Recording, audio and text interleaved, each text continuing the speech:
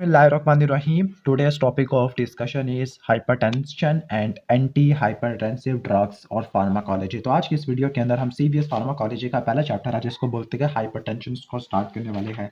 तो हाइपरटेंशन का मतलब है ब्लड प्रेशर ज़्यादा हो जाना, ठीक है। अब ब्लड प्रेशर ज़्यादा हो जाना, तो कितने ब्लड प्रेशर को हम हाइपरटेंशन के अंदर डालते हैं, तो इसके लिए कोई ना कोई क्राइटेरिया का फॉलो करना पड़ता है। तो एक जॉइंट नेशनल कमेटी के मुताबिक अगर ब्लड प्रेशर 120 या 80 जितना हो या से कम हो तो वो नॉर्मल होता है, ठीक है। लेकिन अगर 120 से लेकर 139 सिस्टोलिक और 80 से 89 डायस्टोलिक हो तो वो प्री के अंदर आता है, जबकि 140/90 ये हाइपरटेंशन। बाकी इस हाइपरटेंशन के भी दो स्टेजेस होती है, स्टेज 1 और स्टेज 2, ठीक है। अब हाइपरटेंशन हमारे बॉडी के लिए काफ़ी ज़्यादा नुकसानदायक है, क्योंकि हाइपरटेंशन की वजह से कोरोनरी वैस्कुलर डिजीज हो सकती है, स्ट्रोक हो सकता है, एंड वैस्कुलर डैमेज हो सकता है, लाइक ब्रेन का, किडनी का, रेटिना का, हार्ट का, जहाँ पे फंक्शनल अनास्टोमोसिस नहीं होती, एंड आर्टीरियल अनास्टोमोसिस वगैरह नहीं होती, एंड आर्टीरियल सप्लाई होती है, तो एंड वैस्कुलर डैमेजेस हो जाती है। तो फिर हाइपरटेंशन है, उसकी दो टाइप्स होती है, एक होती है एसेंशियल, दूसरी होती है पैथोलॉजिकल। एसेंशियल का मतलब है कि इसका कोई इतना ज़्यादा कॉज नहीं होता, ओके। इडियोपैथिक होती है, टियोलॉजी नहीं पता, तो उसको प्राइमरी एसेंशियल कहते हैं। सेकेंडरी या पैथोलॉजिकल जिसकी टियोलॉजी आपको पता होती है। तो जो एसेंशियल या प्राइमरी है वो अननोन टियोलॉजी का होता है, लेकिन मोस्ट कॉमनली ओबीस पेशेंट के अंदर होता है और मल्टी फैक्टोरियल इनहेरिटेंस से रिलेटेड होता है। जो पैथोलॉजिकल या सेकेंडरी होता है, इस केस में जो इटियोलॉजी होती है वो नॉन होती है, लाइक रीनल आर्टरी स्टेनोसिस है, for example gold blade hypertension है, या अपर बॉडी का कॉर्क्शन ऑफ अयोर्टा हो सकता है, तो इसमें अपर बॉडी हाइपरटेंशन होती है, या एंडोक्राइन पैथोलॉजी है जिसमें हाइपरटेंशन होती है, like pheochromocytoma, Cushing syndrome, Conn syndrome होता है, ओके। अब हम ब्लड प्रेशर के थोड़ा बहुत फिजियोलॉजिकल पैरामीटर को देख लेते हैं। तो आपने एक ओहम लॉ पढ़ा होगा, V is equal to IR। तो जो ब्लड प्रेशर होता है वो cardiac output multiply total peripheral resistance होता है, ठीक हो गया। और आपको पता है कि जो ब्लड प्रेशर है उसको मॉनिटर करने के लिए हमारी बॉडी में कुछ सिस्टम्स होते हैं, लाइक उसको कंट्रोल करने के लिए एक शॉर्ट टर्म है, एक इंटरमीडिएट और लॉन्ग टर्म होता है। यह आपने फर्स्ट ईयर फिजियोलॉजी में पढ़ा था। शॉर्ट टर्म के अंदर बैरोरिसेप्टर और इंटरमीडिएट और लॉन्ग टर्म के अंदर रेनिन, एंजियोटेंसिन, एल्डोस्टेरोन सिस्टम। तो हम इसको न्यूरोनल कंट्रोल या neural control of hypertension, sorry blood pressure, इसको हम हार्मोनल कंट्रोल, इन दोनों को मिला के न्यूरो हार्मोनल कंट्रोल कहते हैं। तो ये तो हमने थोड़ा बहुत इसकी फिजियोलॉजी और पैथोलॉजी को देख लिया हाइपरटेंशन की। तो जो एंटी हाइपरटेंसिव ड्रग्स होती हैं वो चार कैटेगरी की होती हैं, डायूरेटिक, सिम्पैथोप्लेजिक, वेजोडाइलेटर और renin, angiotensin, aldosterone system inhibitor. तो जो डायूरेटिक होती है, डायूरेटिक दो टाइप की होती है, थायरोजाइड और लूप डायूरेटिक। जो थायरोजाइड डायूरेटिक होती है माइल्ड और मॉडरेट हाइपरटेंशन के लिए स्पेसिफिक होती है, ठीक है, जबकि लूप डायूरेटिक स्पेसिफिक होती है सीवियर हाइपरटेंशन के अंदर।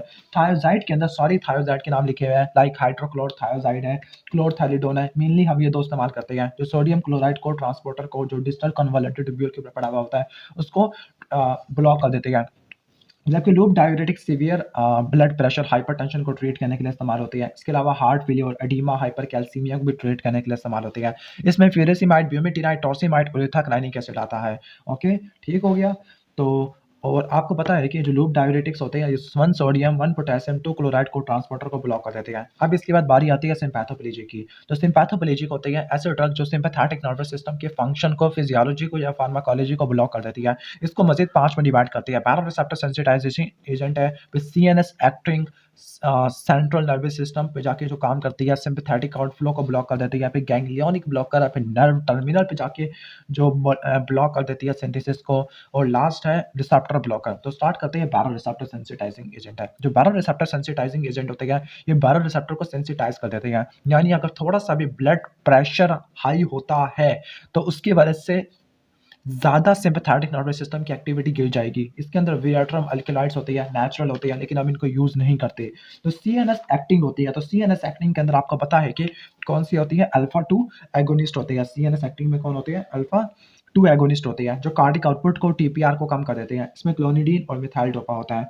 सिम्पैथेटिक आउटफ्लो को ब्लॉक कर देते हैं। प्री सिनेप्टिक अल्फा 2 रिसेप्टर को एक्टिवेट करते हैं। जो मिथाइल डोपा है वो प्रो ड्रग होती है, ब्रेन और के अंदर ट्रांसपोर्ट होने के बाद मिथाइल नोरेपिनेफ्रिन के अंदर कन्वर्ट हो जाती है। जो क्लोनिडीन और मिथाइल डोपा ये ब्लड प्रेशर को कम करती है बाय रिड्यूसिंग कार्डिक आउटपुट, और वैस्कुलर रेजिस्टेंस को भी कम कर देती है। लेकिन आपको पता है कि इनको यूज़ करने की वजह से कोई ना कोई कंपनसेटरी रिस्पॉन्स आना शुरू हो जाएगा, ओके। सिर्फ डायूरेटिक की वजह से कोई इतना ज़्यादा कंपनसेटरी रिस्पॉन्स नहीं होता। कंपनसेटरी रिस्पॉन्स का मतलब है कि जैसे ही ब्लड प्रेशर गिरेगा तो बैरो रिसेप्टर और हमारा जो किडनी वाला सिस्टम होता है, हार्मोनल सिस्टम होता है, रिटेंशन शुरू हो जाती है, साल्ट और वाटर रिटेंशन। तो जो साल्ट और वाटर रिटेंशन होती है, ये किससे नहीं होती? डायूरेटिक से नहीं होती, renin, angiotensin, aldosterone system inhibitor से नहीं होती और निफेडिपिन वगैरह से नहीं होती, इतनी ज़्यादा नहीं होती। बाकी सबसे कुछ ना कुछ साल्ट और वाटर रिटेंशन होती है। एग्ज़ाम में कभी-कभार पूछा जाता है कि सबसे ज़्यादा टैकीकार्डिया किसकी वजह से होता है? तो वो टैकीकार्डिया होता है मिनी-ऑक्सीडिल की वजह से। मैं इसकी तरफ आ जाऊँगा। तो क्लोनिडीन और मिथाइल टोपा क्या होती है? तो क्लोनिडीन और मिथाइल टोपा ब्लड प्रेशर को कम कर देती है, कार्डियक आउटपुट को, वैस्कुलर रेजिस्टेंस को कम करके। लेकिन अगर क्लोनिडीन को छोड़ देती है तो फिर रीबाउंड हाइपरटेंशन हो जाता है। रीबाउंड हाइपरटेंशन को ट्रीट करने के लिए क्लोनिडीन दोबारा से दे देते हैं या फिर फेंटोलामिन देते हैं। मिथाइल टोपा की वजह से हिमोलिटिक एनीमिया हो सकता है और इसको चेक करने के लिए पॉजिटिव कॉम्स टेस्ट होता है। प्रेगनेंसी के अंदर मिथाइल टोपा मेनली यूज़ करते होते हैं, ठीक है? अब हम आ जाते हैं गैंग्लियोनिक ब्लॉकर के अंदर। गैंग्लियोनिक ब्लॉकर के अंदर हेक्सामेथोनियम और ट्राइमेथाफेन था। पहले इसको यूज़ करते थे, लेकिन इसको टॉलरेट करना बड़ा मुश्किल काम है, तो अब इसको यूज़ नहीं करते। फिर बारी है post ganglionic sympathetic nerve terminal की। अब कुछ ऐसी ड्रग्स होती है जो कि नर्व टर्मिनल के अंदर न्यूरोट्रांसमीटर को डिप्लीट कर देती है। फॉर एग्जांपल रिज़रपिन है और जो रिलीज़ को ब्लॉक कर देती है, उसमें गोनाथिडीन और गोनाड्रिल होती है, लेकिन इनकी वजह से भी कंपनसेटरी रिस्पॉन्स आना शुरू हो जाएगा। और लास्ट में मोनोअमीन ऑक्सीडेज इनहिबिटर। पहले इनको यूज़ करते थे हाइपरटेंशन के अंदर, क्योंकि अ, ये ब्लड प्रेशर को कम कर देते थे और इसके अलावा एक फ़ाल्स न्यूरोट्रांसमीटर जिसको ओक्टापेमिन कहते हैं, उसके सिंथेसिस को बढ़ा देते हैं। जो ओक्टापेमिन होता है, ये करता क्या होता है, ये कम एड्रेनोरेसेप्टर रिस्पॉन्स करवा देता होता है। लेकिन अगर आप इनको टेनामिन के साथ मिला के ले लोगे तो हाइपरटेंसिव क्राइसिस वगैरह हो जाएगा और इनको एसएसआरआई के साथ मिला के ले लोगे तब आप कह सकते हैं कि सेरोटोनिन सिंड्रोम वगैरह हो सकता है। इसके बाद एड्रेनोसेप्टर ब्लॉकर आती है। एड्रेनोसेप्टर ब्लॉकर्स के अंदर अल्फा 1 ब्लॉकर है, अल्फा 1 ब्लॉकर के अंदर प्राजोसिन, टिराजोसिन, डोक्साजोसिन आती है, ठीक है? तो अल्फा ब्लॉकर वेस्कुलर रेजिस्टेंस को कम कर देती है, वीनस रिटर्न को ब्लॉक कर देती है। नॉन सिलेक्टिव अल्फा ब्लॉकर के अंदर फेंटोलामीन है, फिनॉक्सीबेंजामीन है, वो हाइपरटेंशन के अंदर इस्तेमाल नहीं होती क्योंकि वो ज़्यादा रिफ्लेक्स टैकीकार्डिया करवा देती है। लेकिन जो सिलेक्टिव होती है, उनके अंदर रिलेटिवली कम साइड इफेक्ट होता है। ठीक हो गया? ओके। ठीक है, लेकिन ये ऑर्थोस्टैटिक हाइपोटेंशन करवा देती है, दैट मीन्स फर्स्ट डोज के अंदर। इसके अलावा बिनाइन प्रोस्टैटिक हाइपरप्लेजिया को ट्रीट करने के लिए भी इस्तेमाल होती है। जो बीटा ब्लॉकर है उसमें प्रोपेनोलोल प्रोटोटाइप है, जबकि एटिनोलोल, मेटाप्रोलोल और एस्मोलोल वगैरह कैल्बिडोलोल हम यूज़ कर सकते हैं। ये कार्डिक आउटपुट को इनिशियली रिड्यूस करती है, लेकिन अगर क्रोनिक लेवल पे यूज़ करते हैं तो इनकी वजह से वैस्कुलर रेजिस्टेंस कम हो सकता है। अब ये वैस्कुलर रेजिस्टेंस क्यों कम होती है? क्योंकि एंजियोटेंसिन का लेवल कम हो जाता है, क्योंकि जो बीटा ब्लॉकर होती है रेनिन के रिलीज़ को ब्लॉक कर देती है।